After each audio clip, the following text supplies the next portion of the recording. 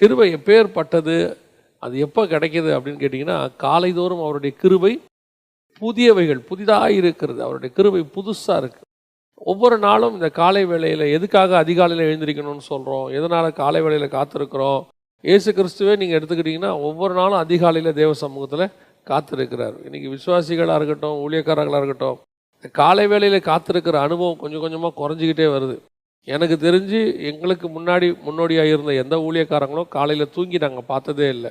எங்கள் பாஸ்டர் 5 மணிக்கு ஆராதனை வைப்பார். காலையில் 5 மணிக்கு டெய்லி 5 to 6 வந்து ஒரு ஜபம் வைப்பாங்க. நான் சொல்கிறது 365 நாளும் இருக்கும். அந்த நாங்கள் போகும்போது அவர் ஜெபம் பண்ணிட்டு உட்காந்துருப்பார். ஒரு நாள் கூட நாங்கள் போய் அவர் வந்ததே கிடையாது. நாங்கள் அங்கே போகும்போது அவர் ஜெபம் பண்ணிட்டு உட்காந்துருப்பார். அப்படின்னா அவர் எத்தனை மணிக்கு எழுந்திரிச்சிருப்பார் பாருங்க. அப்போது ஒரு பரிசுத்தவானை குறித்து கேள்விப்பட்டேன்.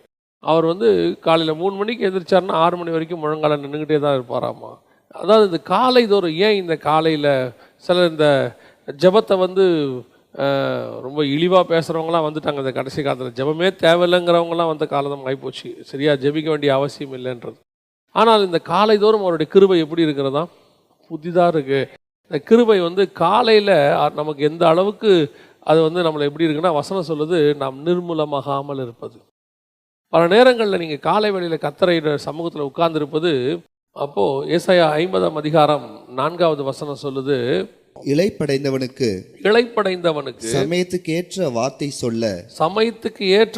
சொல்ல நான் அறியும்படிக்கு கர்த்தராகிய ஆண்டவர் எனக்கு கல்விமானின் நாவை தந்தள்ளினார்.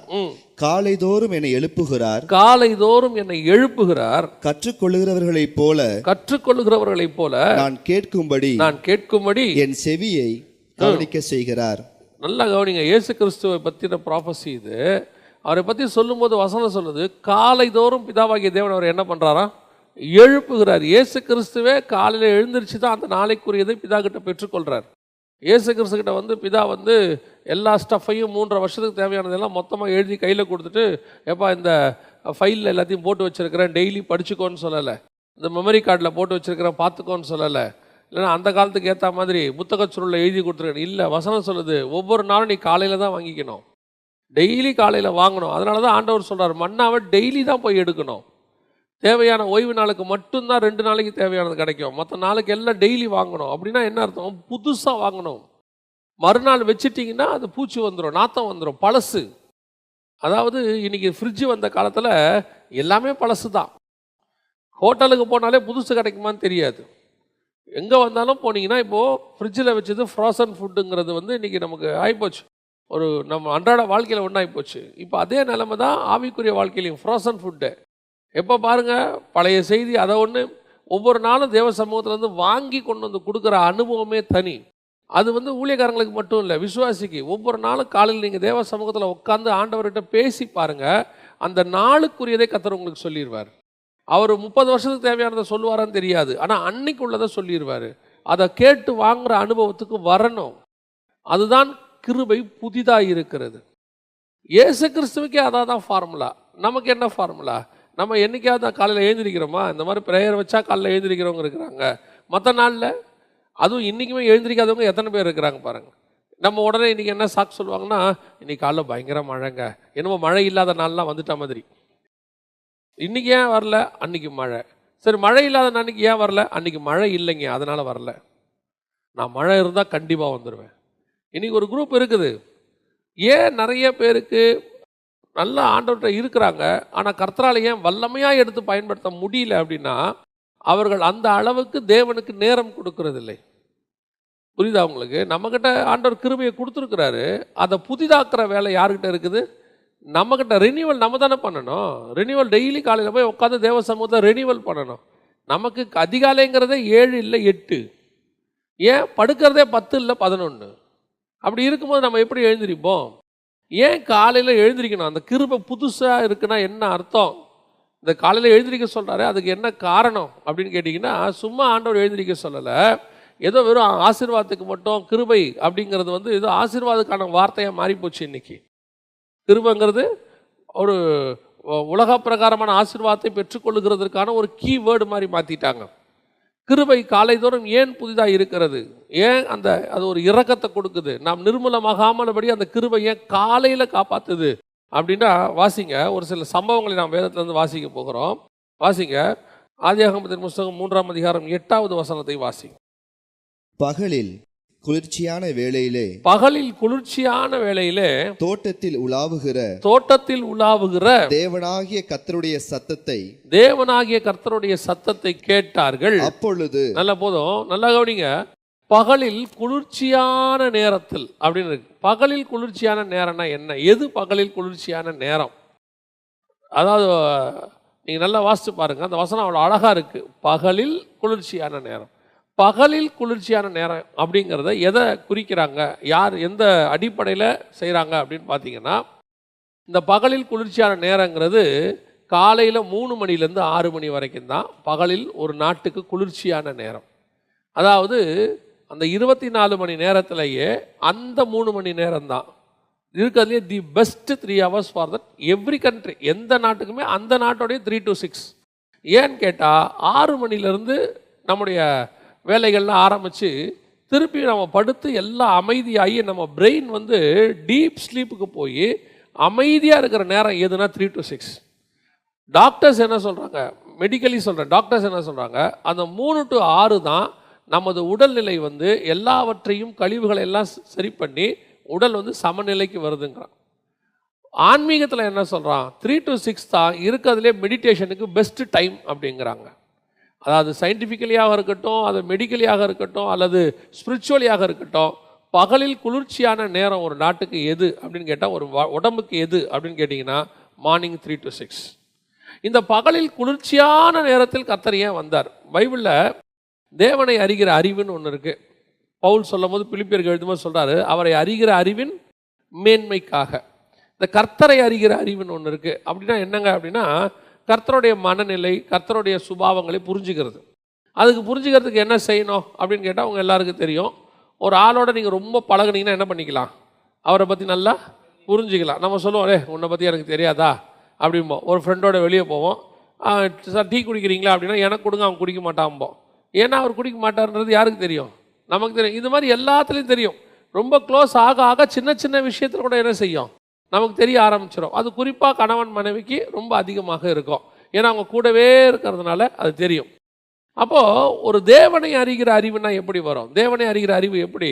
நீ தேவனோட எவ்வளவுக்கு எவ்வளவு இருக்கிறீங்களோ அவ்வளோக்கு அவ்வளோ தேவனோட இருக்கிறதுக்கு எது வழி அப்படின்னா, எவ்வளோக்கு எவ்வளோ வசனத்தோடு இருக்கிறீங்களோ அவ்வளோக்கு நீங்கள் தேவனத்தோடு இருக்கலாம், அவ்வளோக்கு தேவனை அறியலாம். இந்த வசனத்தை எவ்வளோக்கு எவ்வளோ தியானிக்கிறீங்களோ, ஏன்னா தேவனுடைய அன்பு சுபாவம், எப்போ கோவப்படுவார், எப்போ அவர் வந்து அமைதியாக இருப்பார், அத்தனையும் கர்த்தருடைய மன ஓட்டம், கர்த்தருடைய நினைவுகள் எல்லாத்தையும் நீங்கள் அறிஞ்சிக்க முடியும். எதை வச்சு அறிய முடியும் அப்படின்னு கேட்டிங்கன்னா, வசனத்தை வச்சு அறிய முடியும்.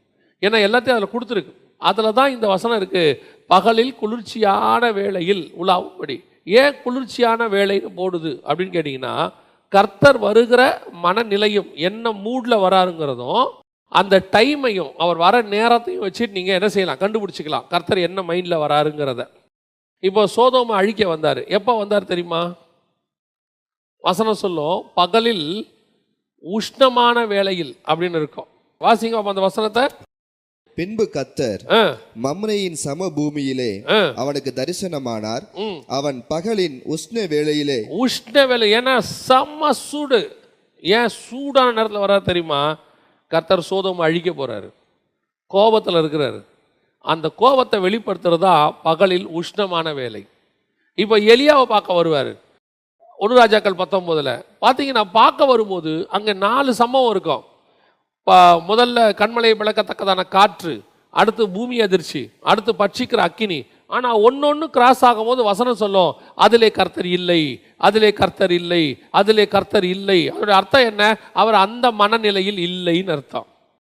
கடைசியில் அவர் மெல்லிய சத்தத்தை கேட்டு, அப்போ என்ன அர்த்தம்? கர்த்தர் இப்போ சாஃப்ட் ஆயிட்டார்னு அர்த்தம். இதுதான் கர்த்தரை அறிகிற அறிவு. இது வந்து ஒரு பார்ட் 0.01 மாதிரி. இந்த மாதிரி நிறைய இருக்குது. அப்போ இந்த இடத்துல பகலில் குளிர்ச்சியான வேலை ஏன் வரார் தெரியுமா? அவருக்கு தெரியும், நான் செஞ்சுட்டு போன எல்லாத்தையும் ஒருத்தன் கொலாப்ஸ் பண்ணிட்டான் கீழே. சர்வ வல்லமையுள்ள தேவன் தானே, அவருக்கு நல்லா தெரியும்ல. எல்லாத்தையும் ரெடி பண்ணி கொடுத்துட்டு போனேன், ஒருத்தன் என்ன பண்ணிட்டான், அது எப்படிங்க தெரியுமான்னு கேட்டிங்கன்னா, மேலே மலையில் மோசையோடு பேசிக்கிட்டு இருப்பார், கீழே சொல்லுவார் ஜனங்கள் தங்களை கெடுத்து கொண்டார்களும்பார். இவர்கிட்ட தான் பேசிக்கிட்டு இருப்பார். கீழே நடக்கிற விஷயத்தை இவன்கிட்ட சொல்லுவார், நீ கீழே இறங்கிப்போ, ஜனங்க என்ன பண்ணிட்டாங்க, தங்களை கெடுத்து கொண்டார்கள். யோசுவா சொல்கிறான், யுத்த சத்தம் போல கேட்குது. இவன் சொல்கிறான், இல்லை இல்லை அவங்க எல்லாம் கொலாப்ஸ் ஆகிட்டாங்க அப்படின்ட்டான். இதுதான் இப்போ ஆண்டவர் ஏன் பகலில் குளிர்ச்சியான வேலையில் வராரு அப்படின்னு கேட்டிங்கன்னா, பகலில் காலையில் அதிகாலையில் குளிர்ச்சியான வேலையில் போனால் அவன் எவ்வளவுதான் கொலாப்ஸ் பண்ணியிருந்தாலும் அவனை மன்னிக்கிற இடத்துல நான் போக முடியும்.